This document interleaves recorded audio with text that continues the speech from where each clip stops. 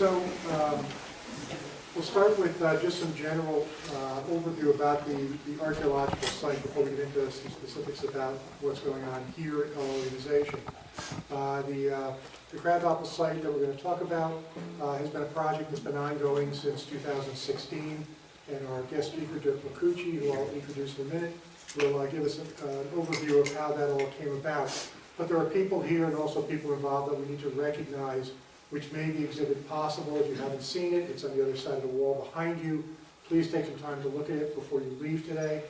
I'm going to start with some of the kind of government help that this project received. It was a government project that was responsible for testing that site. It was a pipeline. And whenever pipelines are built, if it's federal or state money, archaeological testing is a routine part of that process.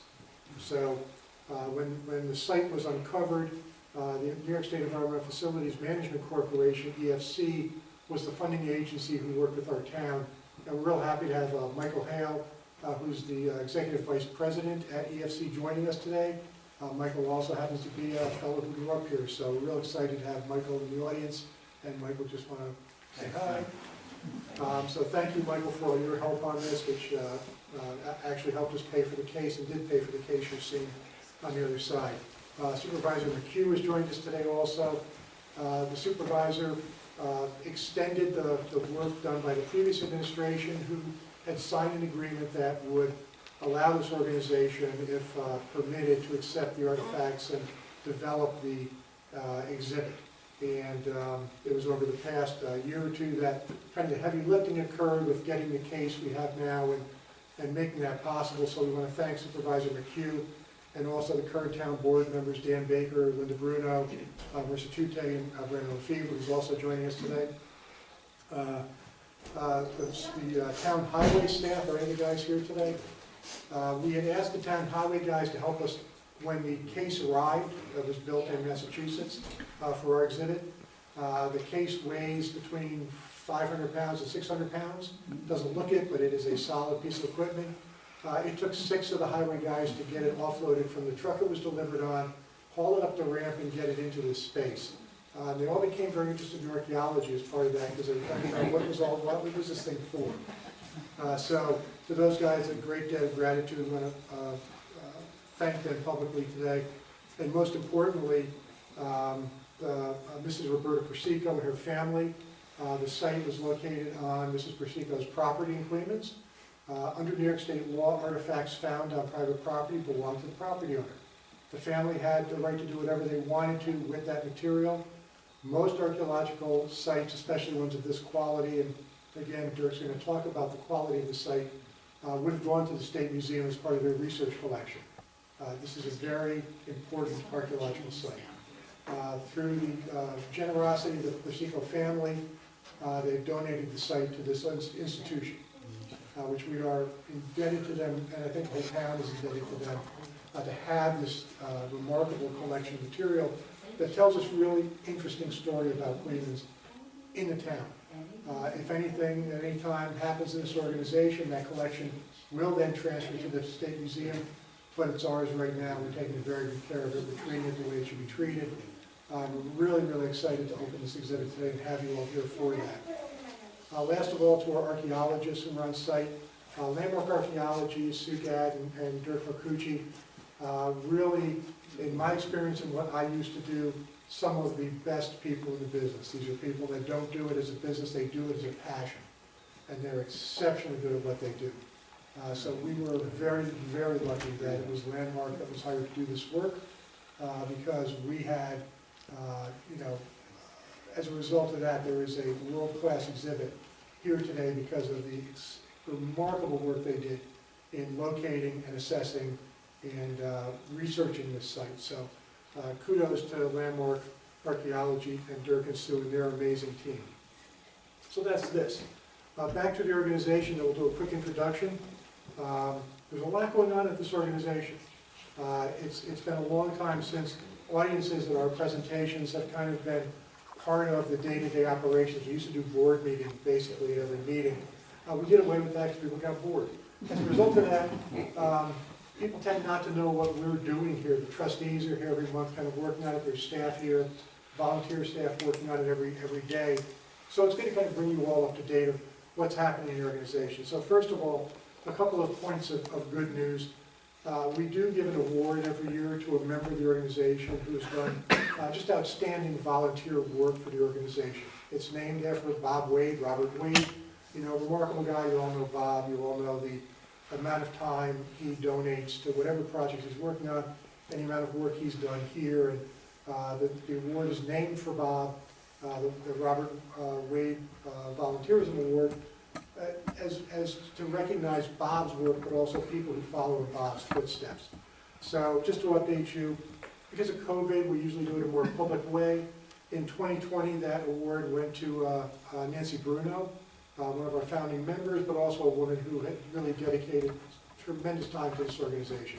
She has since retired from the organization, still shows up once in a while, but really left a great legacy. So Nancy was given our 2020 Recipient Award. 2021, the award went to Tony Williams and Rudy Blakesley. Bob, Rudy, and Tony, during the pandemic, painted this entire space, which is no small feat because it's a really big space, and a lot of things had to be moved to do it.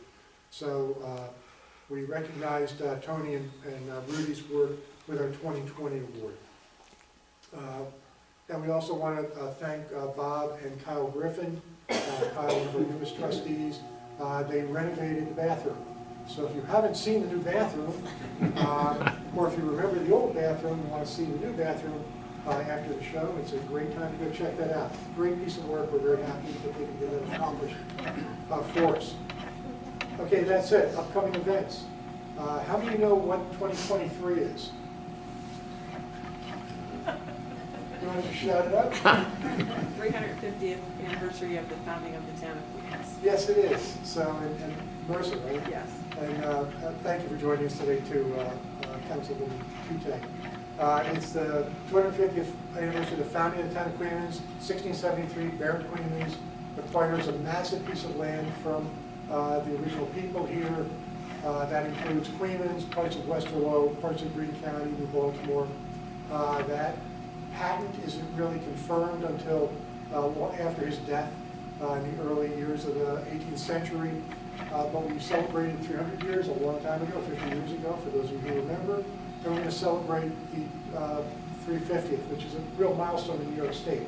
350 years for any community in the country is a remarkable feat. So we are working on new exhibitry, updating exhibitry. And I want to mention, if any of you don't belong to the organization, this is a great time to join. If you have ideas about what you would like to see the organization maybe do as exhibitry, we'd love to hear from you. We have some ideas, but we're always glad to hear other ideas. Next year also marks our 25th anniversary as an organization. So again, if you want to support this organization, join it. If you'd like to next year offer maybe some additional donations for new exhibitry, or for restoration work of materials we have, we'd be glad to take that contribution as your gift for the anniversary of our organization. Okay, that's where we are, and I should mention too, 2 years from then, 2025, is also the anniversary of the birth of the nation. So in 2025, we will be doing some work as well. It seems like a long way off, but it's going to come up very quickly. April 10th, which is our last talk for this session of talks, we're going to feature Zachary Klaus. Zach was going to be our speaker in January. COVID came in. We bumped him back to April. For those of you who don't know Zach, he is a tremendous guy. He is an award-winning, I can say that officially, award-winning documentary filmmaker for his documentary Permit, which chronicled the war, World War II life of Theodore Herman, a local resident. I won't give away the ending or what happens, but it's a really remarkable story. Zach did a great job taking a photo he saw and turning it into a passion of research and then into this documentary. So please join us on April 10th for Zachary, so he can both talk about his inspiration, the work he did, and what he learned, and just what a remarkable effort it was to produce this and the individual that it was made to represent. That brings us to our presentation today. And I am really happy today to be joined by Dirk Verkuchi. Dirk is one of the principals with Sue Gadd of Landmark Archaeology. I've known Dirk for a very long time. When I say that we were very lucky to have Landmark, we were lucky to have Dirk and Sue and their team. Dirk's experience is nationwide. I first met him when he was doing research on burial mounds in the Midwest and using this technology that no one had really dealt with before, Geographic Information Systems, GIS, to pinpoint and locate these materials, these sites in GIS as opposed to just points on maps, paper maps, so that technologically they could be more readily understood and located and avoided for projects. They've been a leader in that technology for 20 years, combining archaeology with new technologies. The way they do their excavations and work is really amazing compared to a lot of, historians were very analog. Archaeologists can be very analog, and a lot of them still are. They still like paper, they still like hand-drawing things, but modern technology is helping archaeologists locate, define, research, and identify sites, and these guys really are at the vanguard of that. They spent a year in our town working on this site, living with this site, thinking about this site, and being as excited about this site as we were. So it's great to have them here today and kind of bring this chapter in our history to a close as we open this exhibit. And with that, I'll introduce Dirk. Thank you for joining us today.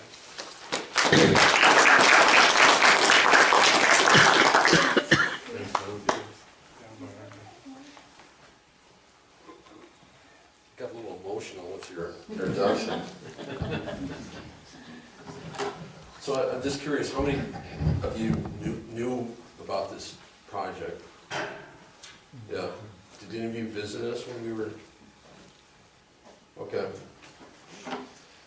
Yeah, well, thank you for coming today, and it's a real honor to be here. Thanks to John and the rest of you. As far as I know, this is the first time anybody's publicly given a presentation about the Crabapple site, so it's a great honor to talk about this really extraordinary site in New York, and I would say even in the Northeast and nationally. Like John said, we did this, we spent a couple years here. I think the project started in 2016, and the big dig there was in 2017. But it was,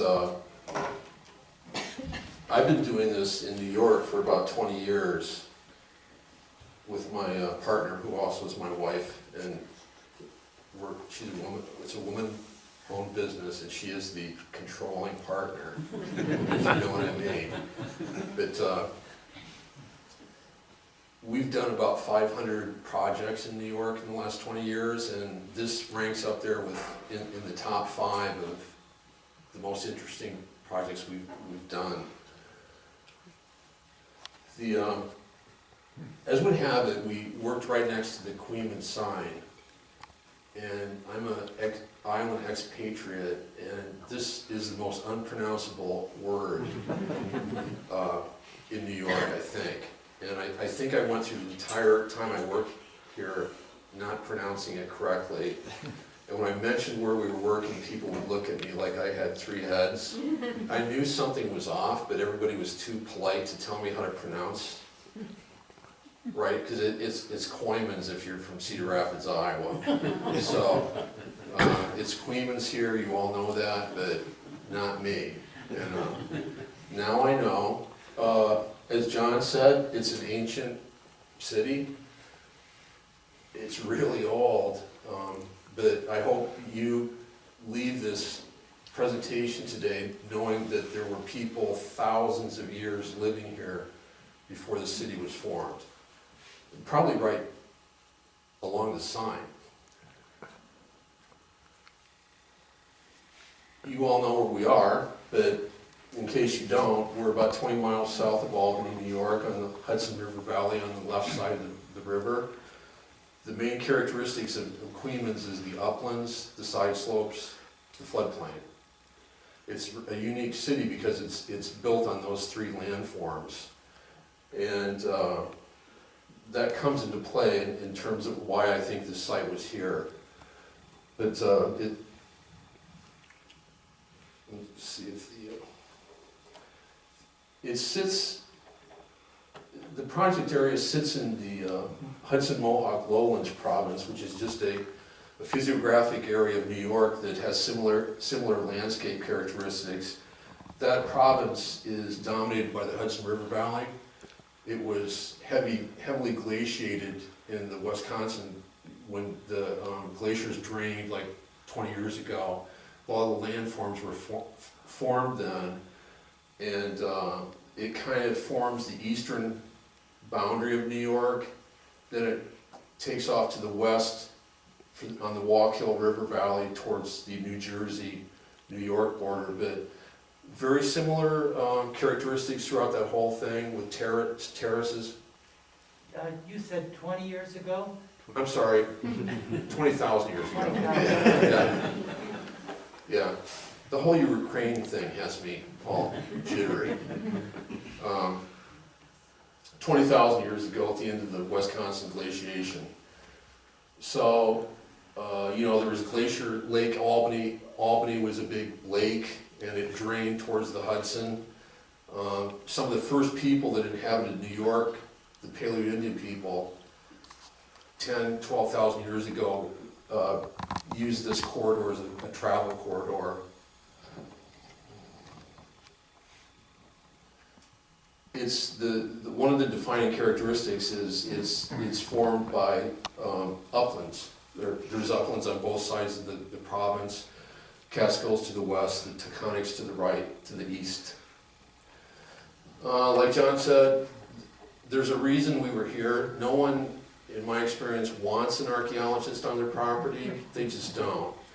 We're the most hated, red-headed stepchildren in the world. There's laws that are in effect to protect cultural resources. The big one, there's two or three federal big laws. Section 106 is the biggie that we usually deal with. And then there's state laws in New York to protect cultural resources. There's also a dozen other laws, but these are the three most common ones we deal with. So what happens is my partner and I run a company called a Cultural Resource Management firm. We mostly do archaeology, but we also do architecture, geology, hire historians to comply with these laws. And people hire us to take them through this process. The process is really involved. It's time consuming, it's expensive. And the New York State Historic Preservation Office, John's former employee, are the people that manage those resources. So we deal a lot with, we call it SHPO, State Historic Preservation Office. Queens wanted to put in a new sewer, which, is all over the country now. But like John said, when federal and state money is used, they need to comply with these laws. So our telephone rings and it's usually an engineer asking us if we want to bid on a job, this being one of them, to comply with Section 106 or the state 1980 law. Sometimes they intermingle, right, John? So there may be federal and state oversight. The law is kind of specific. It's meant to protect cultural resources, but not all cultural resources. It's meant to protect significant cultural resources. And significance is measured by the National Historic Preservation, or NRHP, State Register of Historic Places, and Federal Register of Historic Places. And it's not, we've all seen the plaques in the buildings, right? That you go up and you see the house with, this house is George Washington slept here, right? But it's not just buildings, it's also archaeological sites. and districts, objects, sites significant in history, architecture, archaeology, engineering, culture, New York, and the nation. How is it measured, though? The criteria here are A, B, C, and D. A are associated with events, like Gettysburg. B, associated with lives of persons, like Theodore Roosevelt, right? C, embody distinctive characteristics of type period buildings. And D, have yielded or likely to yield information. Criteria D is the one that mostly pertains to archaeological sites.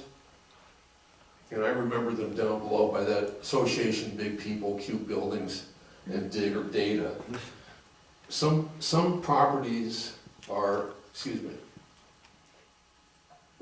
some properties are eligible in two different criteria. This is a project we did at the Martin Van Buren Farm Cottage last year in Kinderhook. Not only is the cottage eligible under criteria B, it's also eligible under criteria D because we found archaeology that was associated with the building.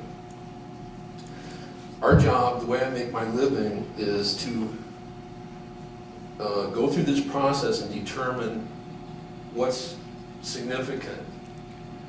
And the process has this stage process here, and it's identify, this isn't showing up, identify, evaluate, and resolve. So a lot of my time is spent working on projects where we identify cultural resources.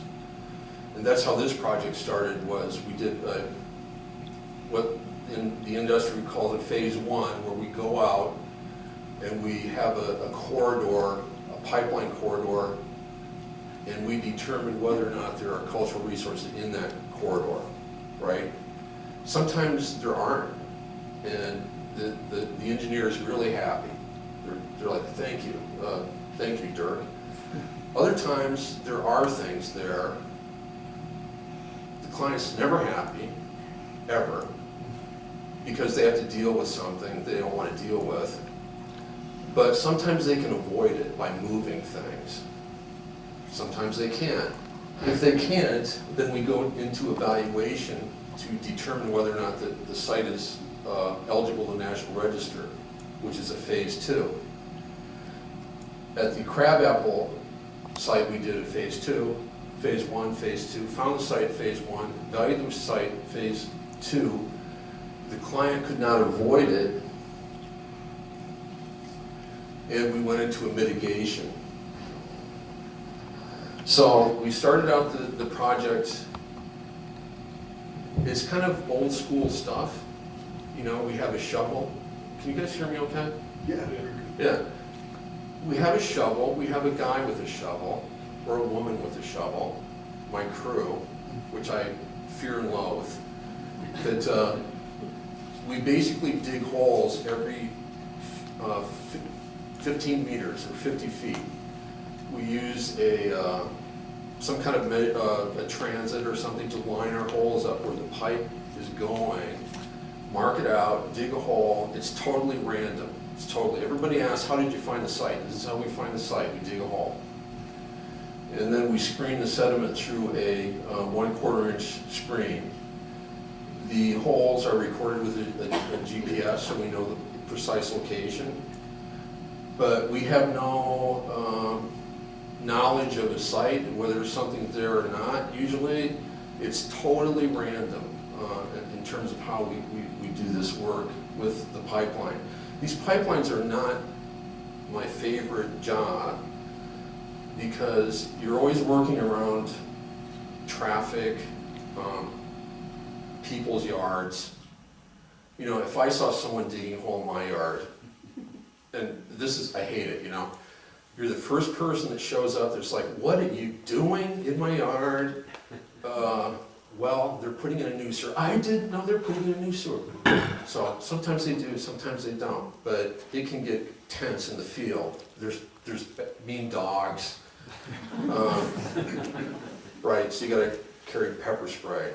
But the other thing I don't like about these types of jobs so much is the the corridor for pipelines is really narrow, like 20 feet, 30 feet at the most. So when you do find something, you're always limited to the area of study within that space, which if you think about it, human behavior is really hard to parse out in a little space.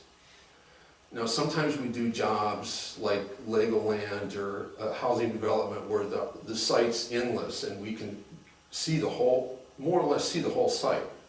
And it's a lot easier to figure the site out that way, but in these pipeline jobs and Crabapple, one of the limiting factors was just the narrowness of the space we could look at. And the third thing I don't like about these types of jobs, not this one, but 90% of jobs we have is the client calls me every day and wants to know when the report's going to be done because we're holding out the project. When you read the paper, just go away with this thought. When you read the paper and you read archaeologists holding up project, there's a little backstory to that. Usually the engineer waited to the last minute to call us and say, we need to do archaeology. Oh, well, I see your letter from SHPO's 5 years old. Well, yeah, we just got the fund. And anyway, so that's my world. So the first thing we do is background research. We're trying to build an understanding of the project area and what's there, what's not there. We're also trying to see what types of sites are significant. There's been these laws are, 40 years old, 50 years old, and people have done work here and they've collected data, and it's always, variable. Some places have lots of data, some don't. If you go to, Western New York, out in the middle of a cornfield, there's nothing, right? So you go to Albany, it's like, oh my God. You have to sort through 100 things, or Quemas, there's quite a bit of data here. And there are National Register houses here, right? And it's a very old place. So we're trying to build historic context to understand what could be here, and also make sure that nothing is recorded in our project area that will be affected by the project. Here we look at maps, and the project area is shown on these maps. And the project area, most of it's on the uplands. It does go down the side slope and into the floodplain. These are the 3 areas we examined. Here we are, I think it's the first week we're here. Nice sunny day, everybody's leaving us alone. Crew's happy, it's not raining, there's no mosquitoes. It's one of those great days, so you'll probably all know where this is. But this is how it starts. And this is when usually the door slams open and says, what are you doing? Why are you digging in my flowers? So, we're digging a random shovel test here and GPSing it. I think this is right behind the Crabapple site. We usually work in teams, one person digging, one person screening.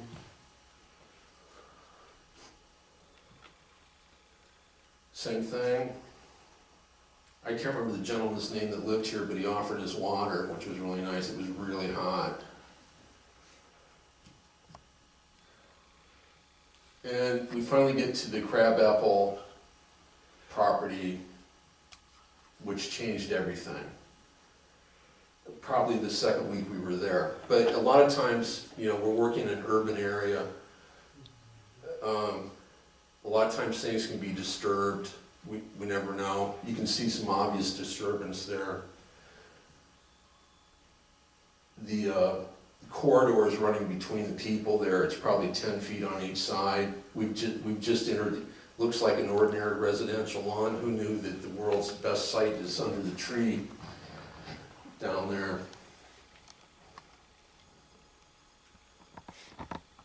And one of my crew members found an artifact. And if you look at the display back here, the flakes. You should all look at the beautiful display. But we found a single artifact, and it's like, oh, well, that's cool, because we hadn't found anything. And everybody likes to find things, so we found the artifact. And the SHPO, New York SHPO has guidelines that when you find an artifact, you have to do a little more work there. So we spread out a couple meters each way, dug some more holes around this we call it positive shovel test, and lo and behold, we found more things. So it wasn't just an isolated artifact, because sometimes there is just one artifact somewhere, and there just is. You know, people think about people on a landscape 12,000 years ago, they drop something, they just drop something, and they walk on, right? It's different than living somewhere. But in this case, we did find more artifacts. So we finished the project. I can't remember exactly how many shovel tests we did, 50, which isn't a lot. Sometimes we did 200-300 shovel tests. But the area of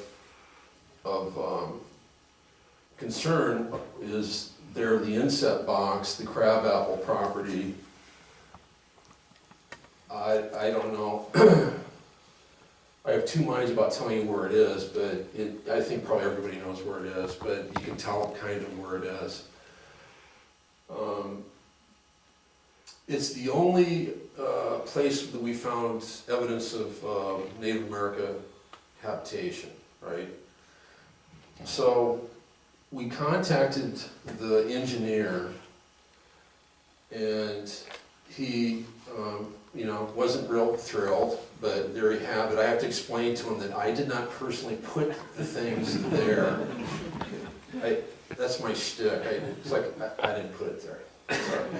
So, in this case, the engineer could not move a pipeline. You know, they can't, the pipeline has a long trajectory, and they can't just go out, move it, come back in, because they have to buy more land. It's all complicated. So they're sort of bound to do more work there, right? And you can see there's positive shovel tests everywhere. So we need to do the evaluation for the site, the phase 2. We need to see if the site's significant. And basically, the phase 2 is just digging more holes and bigger holes. We dig metric holes, 1 meter holes. I think we dug another half dozen shovel tests. We were out there probably for a week, and it just got more interesting as we progressed. And the whole time we had to stay in this narrow corridor through there. My crew loves these shades, by the way. I think we're one of the only firms that hands out the shades. They love it. This can, you know, people think they want to be an archaeologist. They don't realize it's really physically hard work. I tell people it's like construction work. But I have kids call me every year like, I'd like to work for you. And it's like, can you lift a 30-pound pail? Oh yeah. Well, some of them think they can, but not all day. So, one of the interesting things we found on the phase 2 was a Paleo-Indian point, which was really not expected at all. And this particular point is late Paleo-Indian. It dates to about 8,500 BC, which is pretty old, right? We did not expect that at all. These types of finds are not common at all. They're usually found in cornfields, and we found this this point in situ, in place, and was able to record it and knew that things were just going to get more interesting. And there's the point. You can always tell a high-quality CRM firm when they show pictures like this because no one shoveled that out, right? It's found in place. And I always give my crew member $20 when they find something like this, which they love. They just squander their money though. This is a graphic I ripped off the New York State Museum website, but it shows how Paleo-Indian points were hafted. These, people call these things arrowheads. They're not arrowheads, they're darts. The bow and arrow didn't come into being until about 1000 AD, maybe a little earlier than that, but up until then, these are all darts used as spears. And I do have a couple short videos to show you how these things are made and used. But they were thrown with a device called an Atlatl, which we know they existed because they've been found on archaeological sites. It's basically a piece of wood or a bone, about a foot long or maybe a little longer, that it just makes your arm longer. So you put your spear on it and fling it, and I'll show you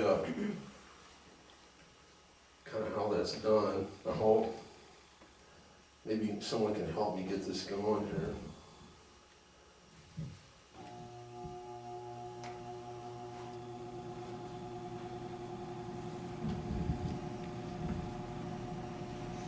I'm not sure I can get that going, but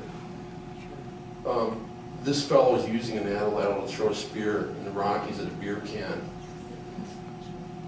And you can buy Atlatls on eBay. This one's rated number 4, in case you want to try your hand. We also find a salt, which is a woodworking tool, and it's on display back there. It's a cute little artifact, about this big, made out of hematite. And it was hafted like this, probably. As much work goes into the handle as it does the tool itself, right? So, and this is another video I had of someone making a cell, but I'm not going to be able to show it, I guess. We found features which are immovable objects found at sites like fire pits, rock clusters to hold up structures, charcoal lenses, things like that, not artifacts. So we did find this feature like at 50 centimeters below surface, which indicates intact living surfaces, which is important for understanding prehistoric behavior. Most sites in New York are plowed by farmers, and the area's been cultivated and all the things are mixed up.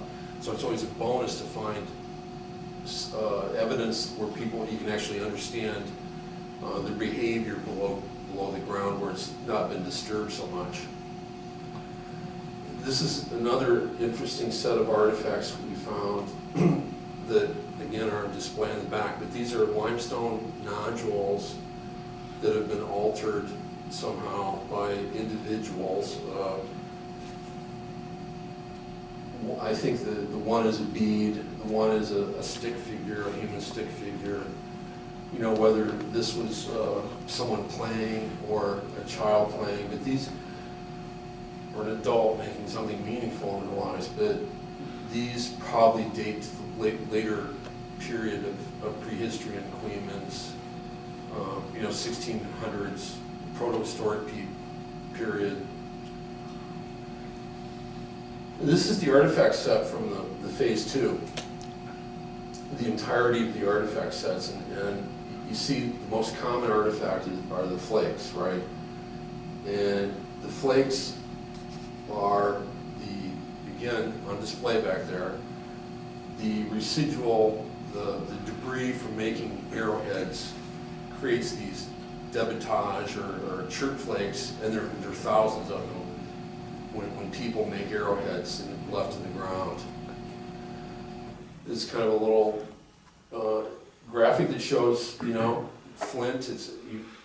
maybe you're familiar with flint. It's a hard, sharp rock that can be flaked. And it was, we're sitting on one of the biggest flint outcrops in New York, right here in Queens is the center of it, and it's called Norman Sculpture. But it's, making an arrowhead is a reductive process where they take a big piece of rock and make it into a smaller piece of rock, right? So it's the debris is everywhere on these sites, and we classify these in stages of manufacture. We see it starts out with a bigger flake and then becomes an arrowhead. Do you understand that? So a lot of that was going on at the Crabapple site, tool making. Another video we're not going to see. So at the end of the phase 2, we knew we had a pretty special site. We had intact deposits, 10,000 years, going back 10,000 years. Diverse artifact sets indicating sustained occupations and features, maybe houses, maybe fire pits, and always the possibility of finding charcoal, which can be dated with radiocarbon dates, which is a bonus. So the site is considered eligible under criteria D, no doubt about it, right? So now the client's really jazzed up. It's the holy grail. And we do, like I said, we do a lot of these jobs, and I probably do 20 phase 1s before something becomes a phase 3. And wrote a report, sent it to SHPO, and this is SHPO's comment was, they agree with landmark archaeology that it's an important site and should be mitigated because the site's going to be destroyed. They're going to build a pipeline through the site, right? So all we're doing in this stage is removing the artifacts, the information, as much as we can from the site before it's destroyed. And it's never the whole site. People think we go out and dig these whole sites. We never do, because first of all, archaeology is really expensive, and we always just sample things. So all the boxes get checked on Crabapple. It's eligible under criteria D. There's an adverse effect, and we need to mitigate it. And the mitigation started in the summer of 2017. This is probably the first day. We set up a total station, and I asked the client to outline the yard, because it is in someone's yard, and we tried to be respectful of not encroaching, and it was a very manicured, better than my house yard. So it's always uncomfortable to destroy someone's yard, but that's what we do. And you can see the crime scene line there that we had to stay in. And this is the first part of the process, is just removing the sod of the yard, which is harder than it seems. But we dig in perfect units. That's kind of the standard thing in North American archaeology.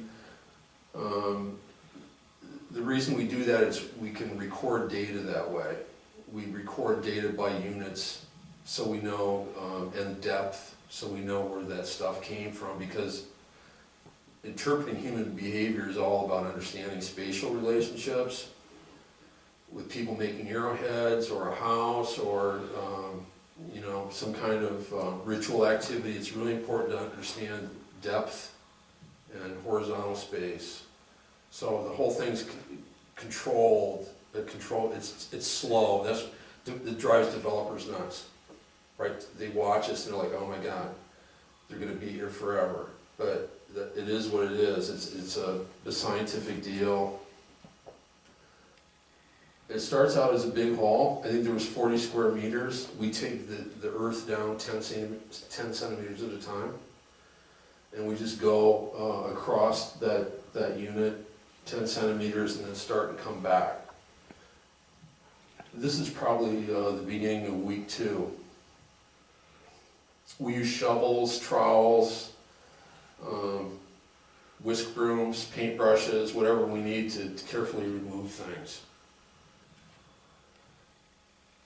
Like I said, we use a total station to record the precise location of important things we find, an arrowhead or a piece of fire-cracked rock or something important that we want to record. We shoot it in with a total station. These are just general excavation shots. And you can see the metric grid line there, and the project corridor. That's exactly where they're building the pipe, right? So that area got blitzed when we were done. One of the things we found was in the lower right-hand corner, we found a utility line, someone's electric line, and we had to move. You never know what's down there, right? I find stuff all the time that you never thought was there, usually utilities. And thank God no one's ever been killed or electrocuted, but there's stuff all over the ground that no one knows about. And there it just shows how we had to contain everything. The Swedish screeners.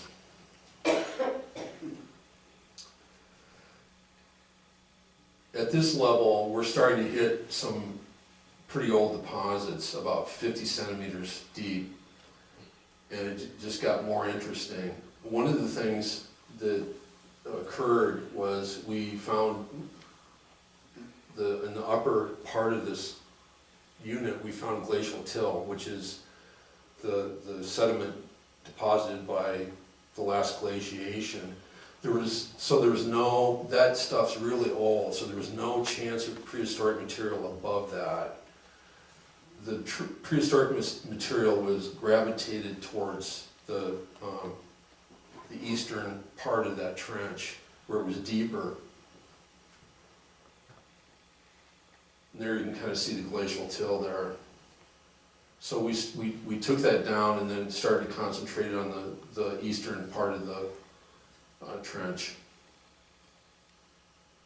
There's a lot of roots you cut through.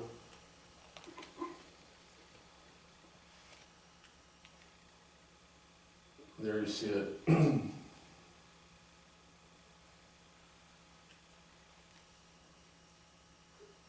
I think we had a crew of 8 people, 6 to 8 people there for 2 months.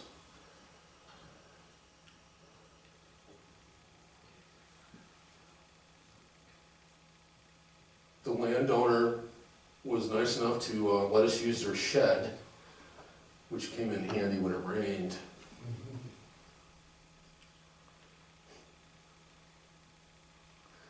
We're really starting to come into the lower and older part of this site, in the eastern part of this trench.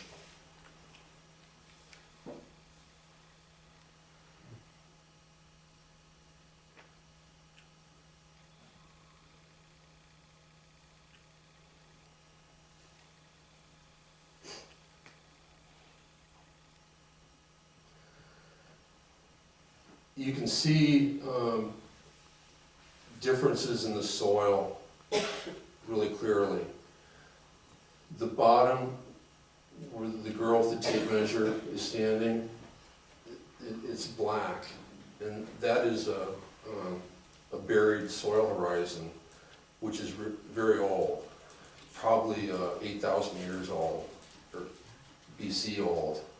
And that is simply where a land surface was developed and people walked on back in the day. So that's a buried soil, which is the best it gets for archaeologists, because you find things on that surface which are intact.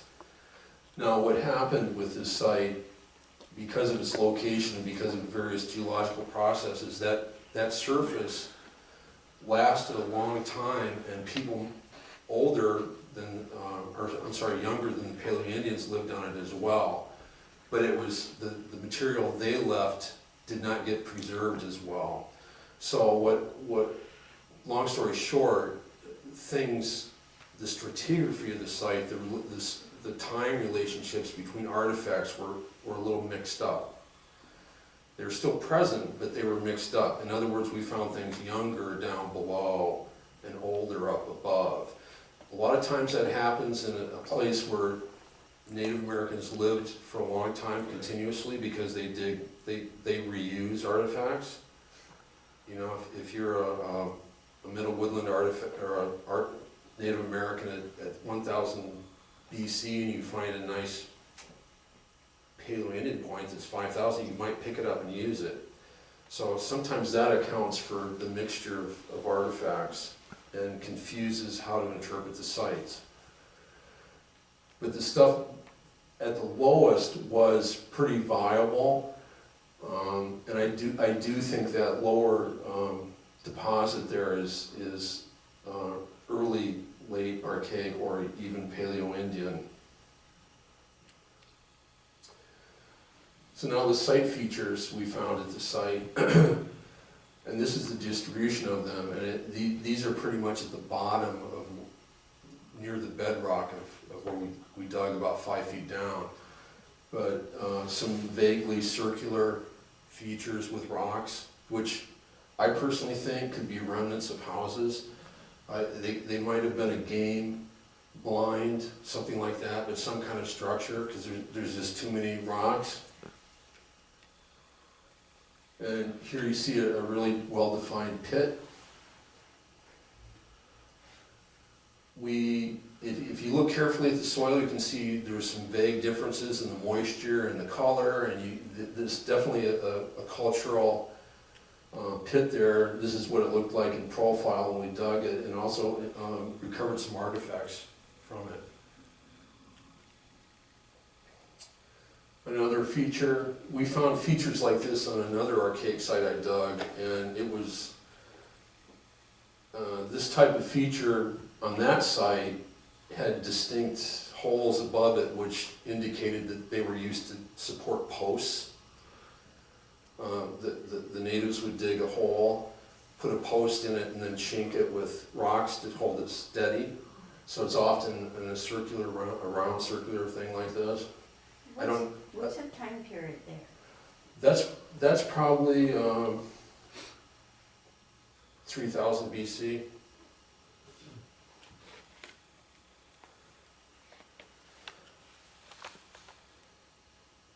There you see a feature and profile. So these were put together by human beings, and then they were buried. Distinct feature there, whether that's a floor of a house or a pit or roasting pits, I don't know, because we weren't able to dig it because it went on the other side of the fence, right? This is just a digital elevation model of the trench, which shows the glacial till to the east and the slope down into the older deposits on the other side. So now we get to the fun part, artifacts. The other thing I should tell you is we did not find datable carbon on that site, which is really unfortunate. There was no organic material that we could date, which would have been great, but it just wasn't there. You know, with carbon-14, you can pinpoint when a fire was built 5,000 years ago, plus or minus 200 years. So that's always great when you can do that. That just did not happen at this site, probably because there was a lot of geology, for geologic reasons. There was a lot of, when people lived there, rain washing through the soils and things just washed that away. Excuse me. We found over 10,000 artifacts in this little hole, which is totally amazing. That's a big number on a big site anywhere, but to find it in this little hole is truly amazing. Almost 80% of those artifacts were the things I told you about, the flint chips, where people flaked arrowheads. There was a little bit of everything there for everybody, for anybody. There was some pottery, which is Go ahead. I'm just curious about where the flint came from. If you know, did they go down to Coxsackie to flint mine and bring it back to Queens? Or were they getting it from a more local source? I think you can find it right here, down in down by the creeks, on the outcrops of the creeks. If you just follow the creeks, you can get it Because within. that's what I was curious if they were camping there because they were getting it from Cannon Creek. So that's, I was curious. Yeah, I'm gonna wrap that up in a minute, why I think they were there, Okay. but I think that raw material was a huge, the availability of raw material was a huge, factor in why the site was where it was. Because in prehistoric times, flint was everything to people for acquiring food and processing food. It was, there was no steel.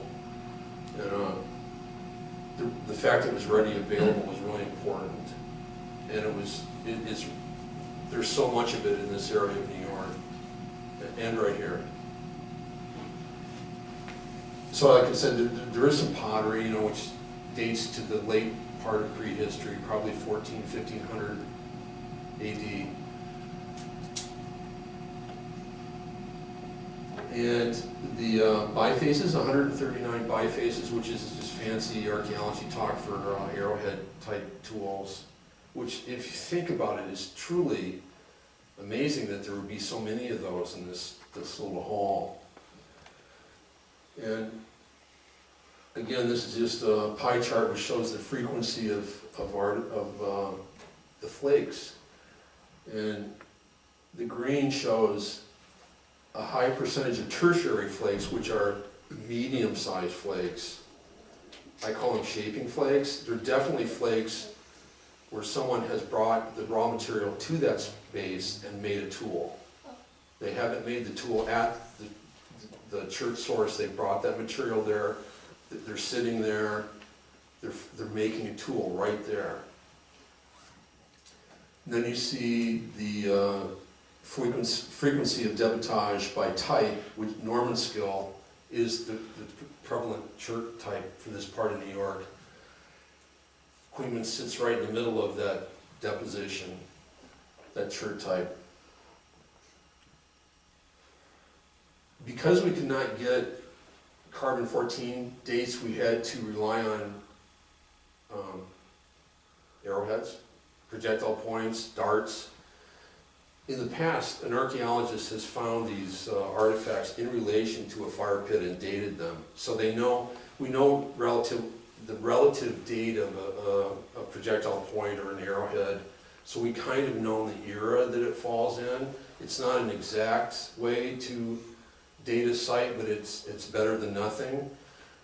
And you can see that there's a huge range, there's a huge time gap there between the late Archaic and the Paleo-Indian. That's really common on sites in New York. Why that is, we don't yet know or understand. It could be we don't recognize the artifacts, or the populations were smaller then. But the Archaic culture, late Archaic culture, is well represented at the Crabapple site.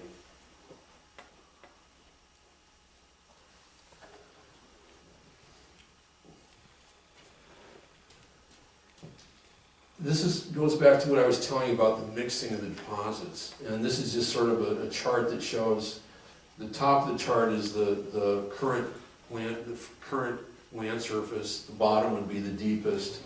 And you see how we found later projectile points below the older ones, which you should theoretically not do. The law of superpositioning, which is illustrated on the left, which is youngest things are on top, older things are on bottom. It's the law of stratigraphy, which is, in the best possible worlds, is we dug the sites, the things on top are younger as you go down, a little older, down, oldest. But we found things kind of like this mixed up in these deposits, probably for geological reasons.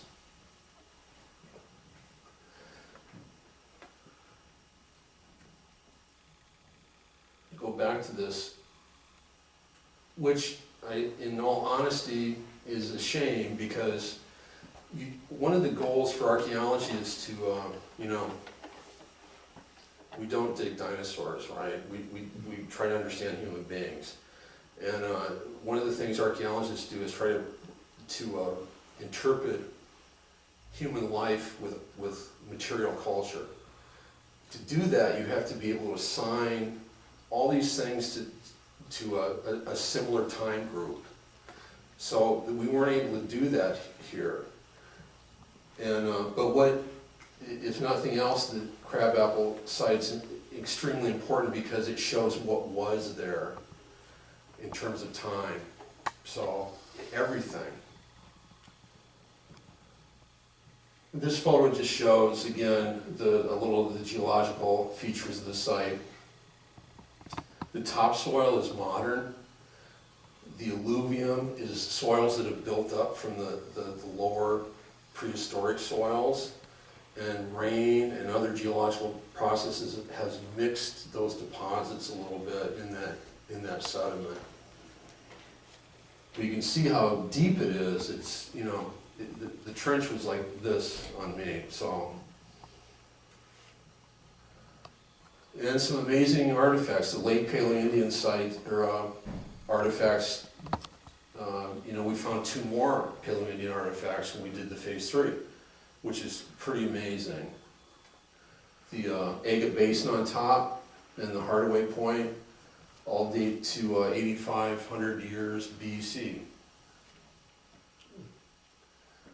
And the sequence just shows more or less the progression of time. These are a little younger than the paleo points. Again, these are not arrowheads, these are spear points or projectile points. These are broken.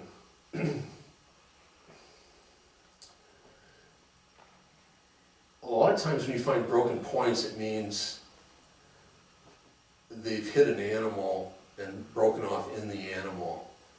And the animal has come back to the camp, and the arrowhead's been fixed.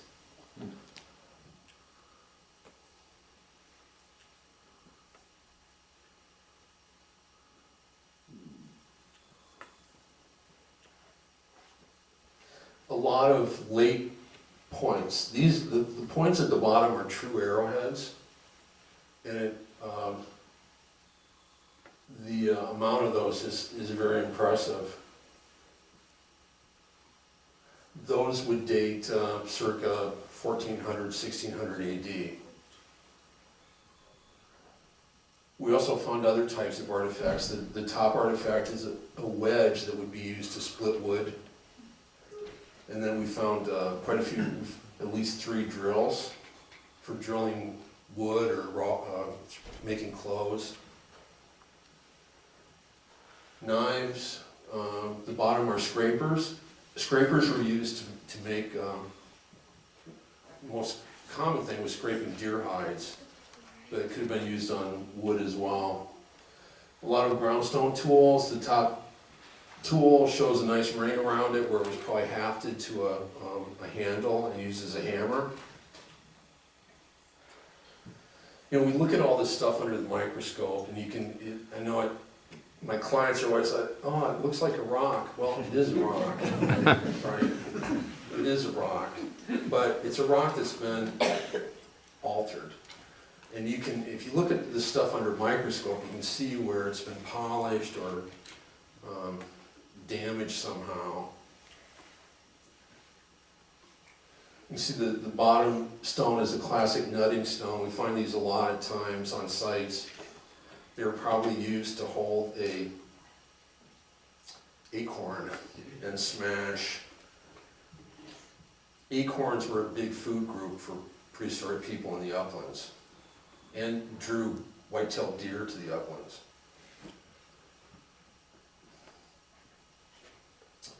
The upper artifact is a pestle, which is similar to a mano metate, is Mexican, that kind of thing where you're grinding probably acorn flower on a rock. And then just little prehistoric fragments, pottery. As a Midwesterner, the pottery in New York is pathetic.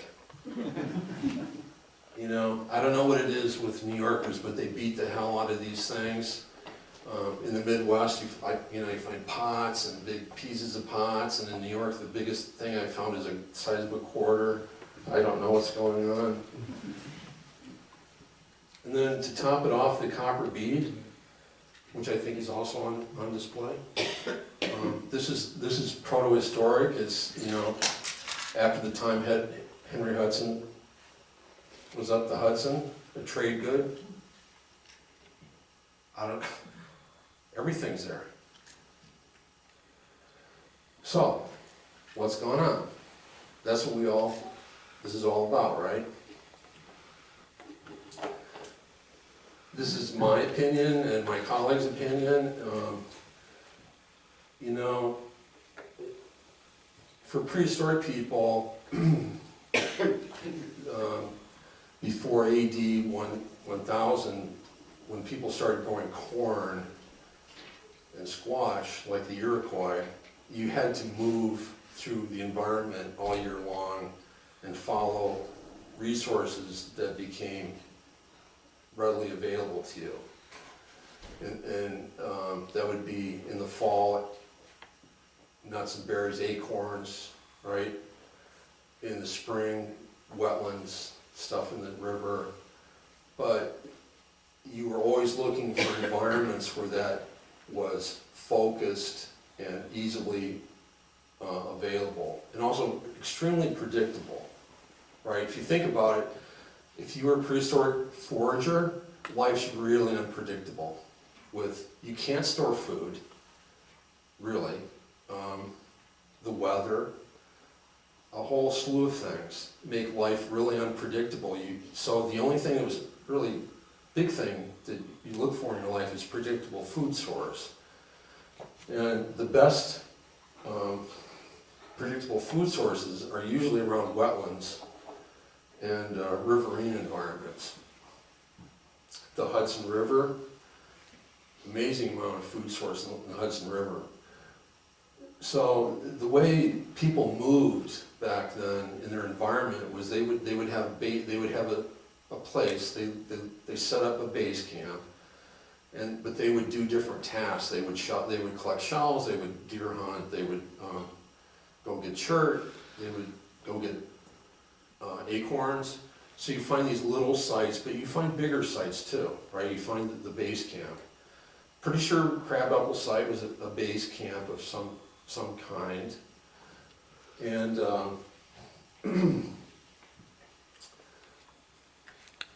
you know, it's kind of the amazing amount of resources here back in the day.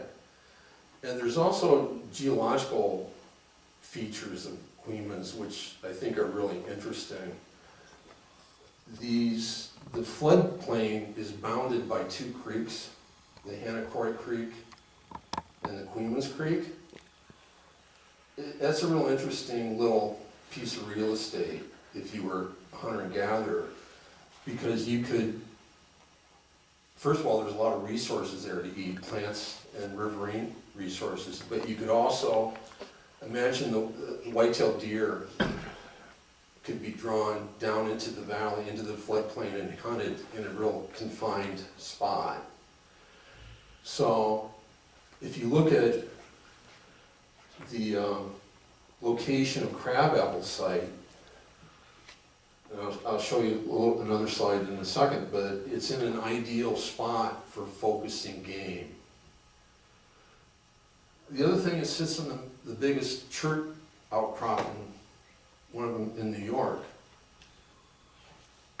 It's in this tension zone between the uplands and the lowlands where species from both environments intermingle. So it's an amazing amount of foodstuffs right here. You know, the way of catching fish back there was the spears, and you see they have, it looks like maybe atlatls, and making these fish traps. Could have easily been set up at the creek edges. And hunting deer, you know, that was a group effort. They could easily draw deer down into the valley. And the easiest pathway, looking at the maps for me, is that at the Crabapple site. There's a little ravine that goes right down to the valley that would have been the best access between the uplands and the lowlands, moving back and forth. If you were hunting deer, I can't think of a better place to sit. There's the Normaskill chert. It's a high quality chert.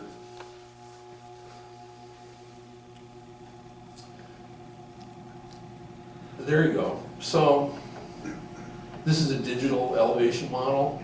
I think the red is the highest.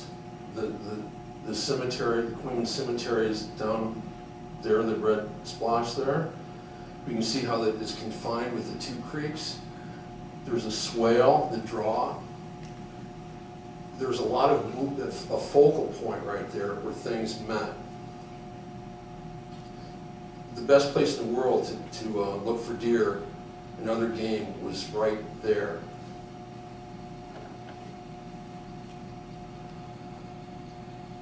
And here you can see on the 1894 map, the site is in a drainage that's no longer, you no longer see water there. It's all filled in.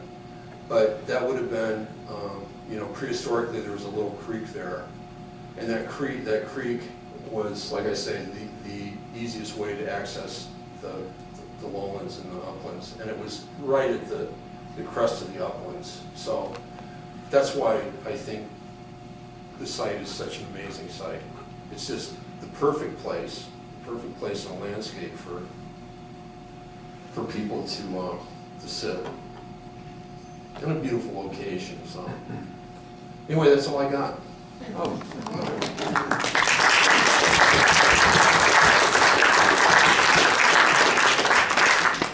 Any questions? Were the limestone beads, is that a common thing? I've never heard about those before.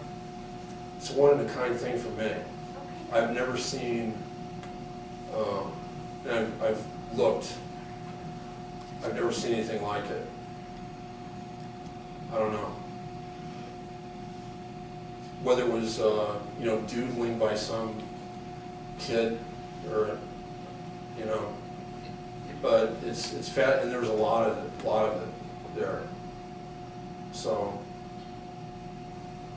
you know, you can't, when you think about the occupation at Crabapple, some of those people probably had different lifestyles, and I'm sure they did. Like, some stayed there longer than others, but there may have been houses there at one time where there was sustained occupation in later times, and, you know, in earlier times maybe not so much, but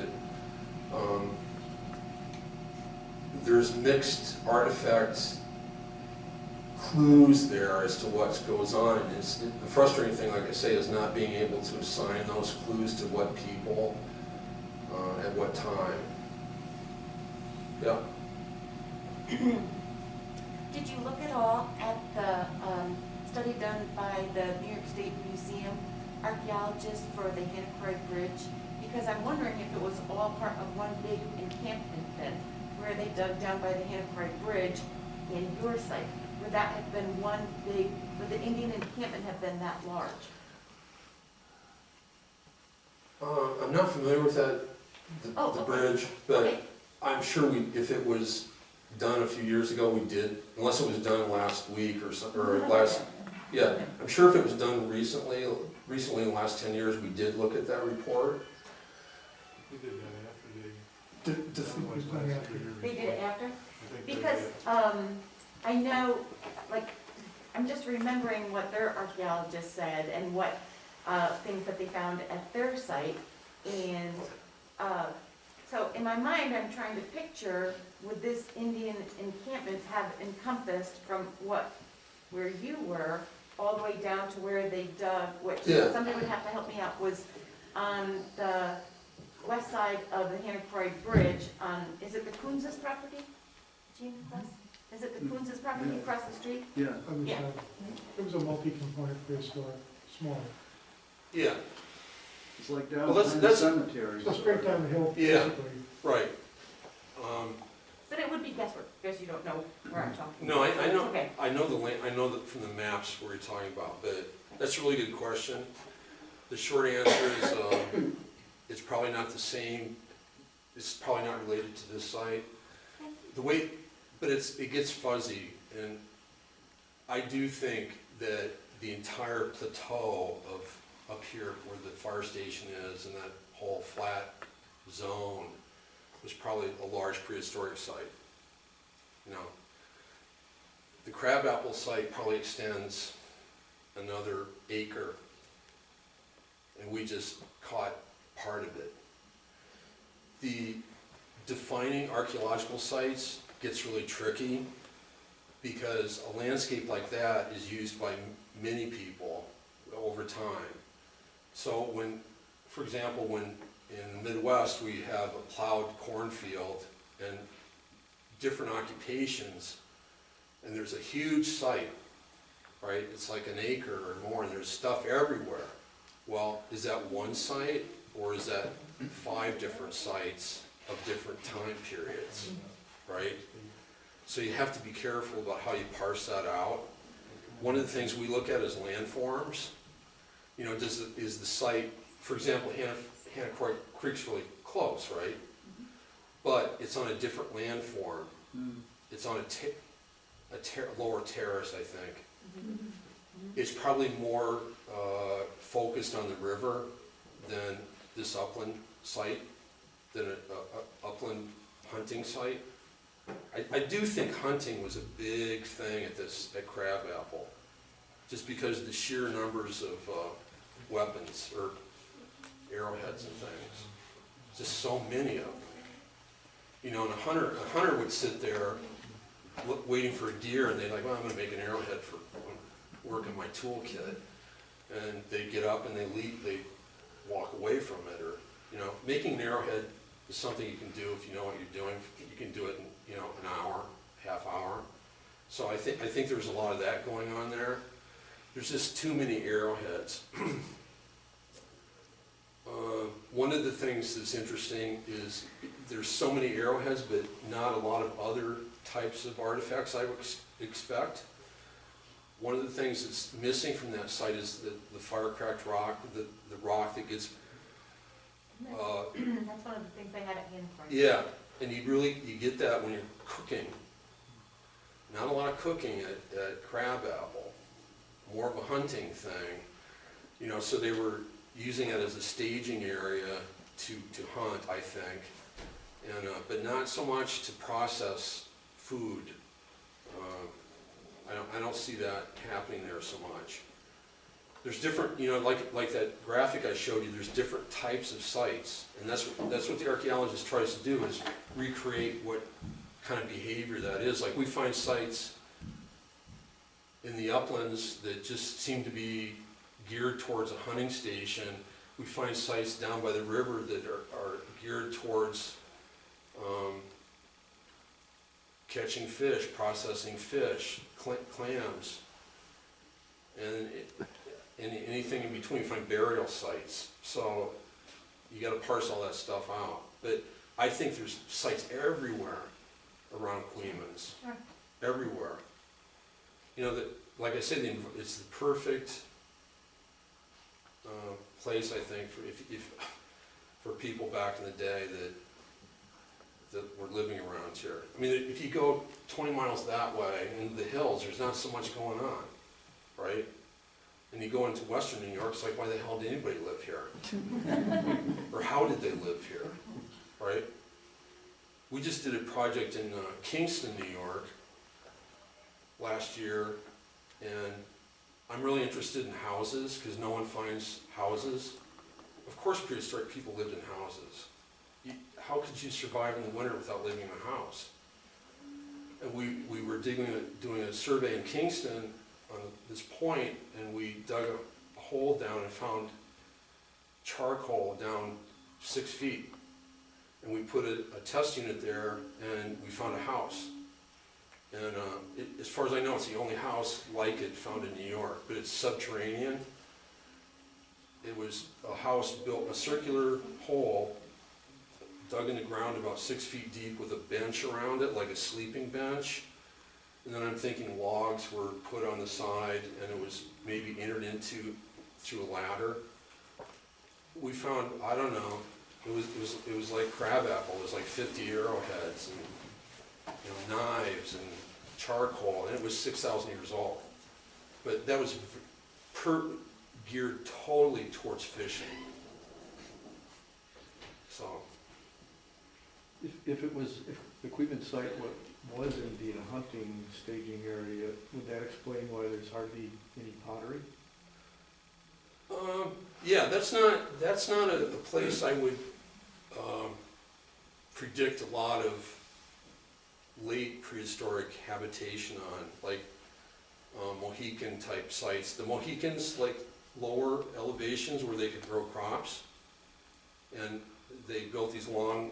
Now, there could be an exception to that. There could be houses on the uplands that, who knows, maybe, but that's not a place I would necessarily look at for big prehistoric habitations, late prehistoric habitations. Obviously, something was going on there because there is some pottery. So, you know what? The hole wasn't big enough. That seems like a big hole to people. Like, I had other archaeologists come and they were like, "Wow, that's a really big hole." I'm like, "Not really." At Legoland, I think we dug 280 square meters. The size of this room, maybe, I don't know. But you really have to spread out to find houses and understand behavior.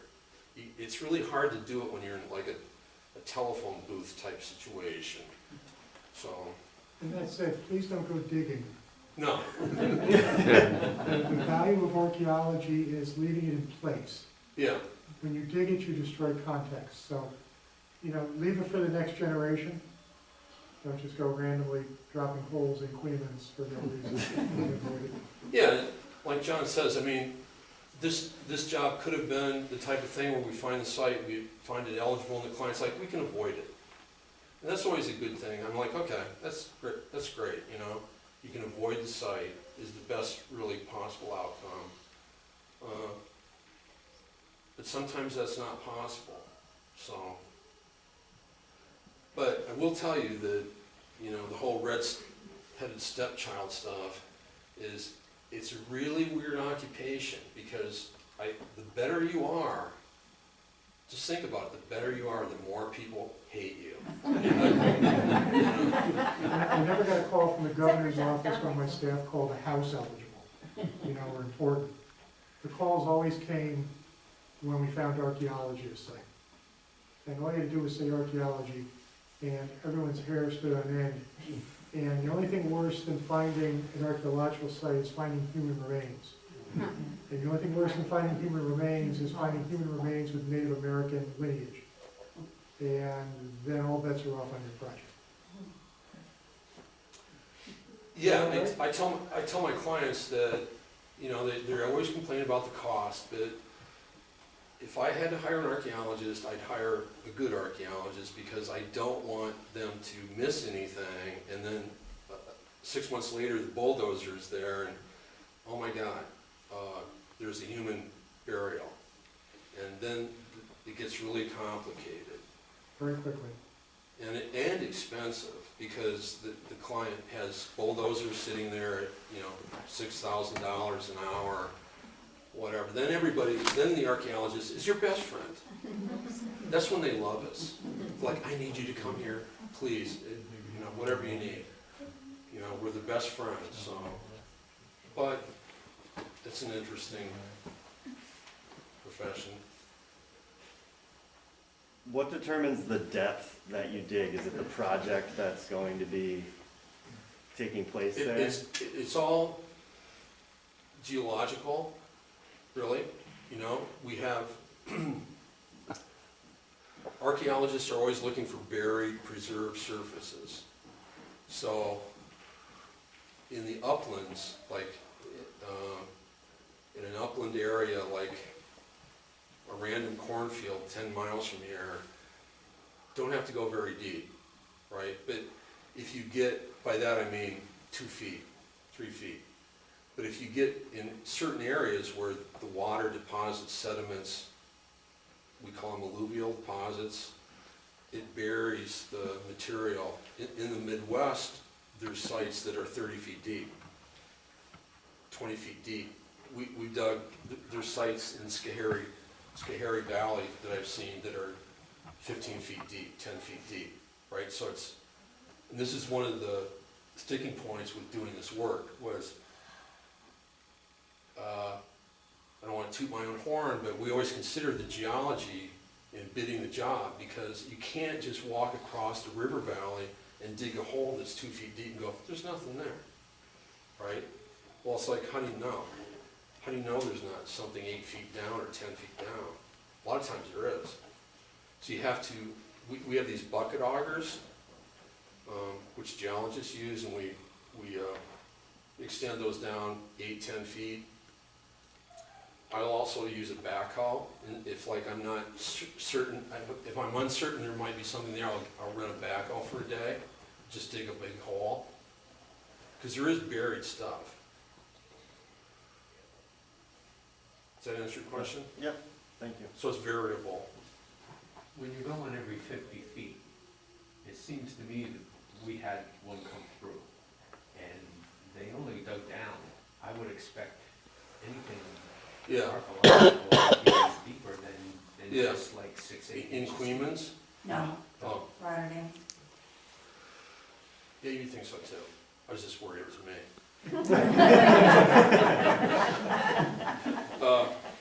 No, there are is, firms who are very good at not finding anything, and I won't give those names out. yeah, no, there are times when that happens, like if you dig down and you hit concrete, which it happens, it's like, well, it's concrete, and it goes down 5 feet, so, but usually we dig down at least a meter, and then we use bucket augers to go down another half meter or so, or as far as we can go, if I think there's stuff down there, because it's usually valuable information.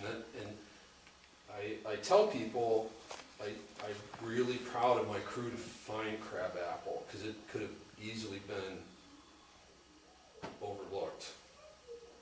Now, how tempted was your crew to go where the wall was right at the line to continue a little bit? I think they're ready to drink beer every night. They're pathetic. As much as I love them, they're my nemesis. No, they're all good kids, generally. Yeah. I'm just curious about the copper bead, so if you could talk a little bit more about the copper bead. I'm sorry, I didn't quite catch that. Copper bead. I'm curious about the copper Oh, bead. the copper bead. Yes. Yeah, those were a trade item that was common in the Iroquois, as I understand it. I'm not an Iroquois expert, but the Iroquois were not big on coming down the Hudson. They were kind of Finger Lake centered on the Mohawk and west.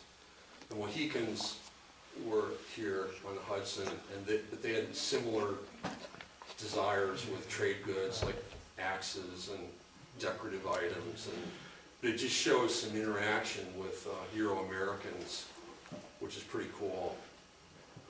That's the first bead I've ever seen. Yeah. I'm just asking because when I'd heard that there was a copper bead found, I started researching about copper beads because I just thought it was really curious. And I'd heard that there were copper deposits out by the Great Lakes, and I just wondered if somebody had traded for copper bead from the Great Lakes. But you're saying it couldn't possibly be something like that. There is copper in the Great Lakes, and you find really old artifacts, pre-Euro-American copper artifacts in the Great Lakes, like spears and things. But that was likely not coming from anywhere else than up the river from Euro-American a trade good. You know, there's glass beads, there's axes, there's metal pots, metal arrowheads, muskets.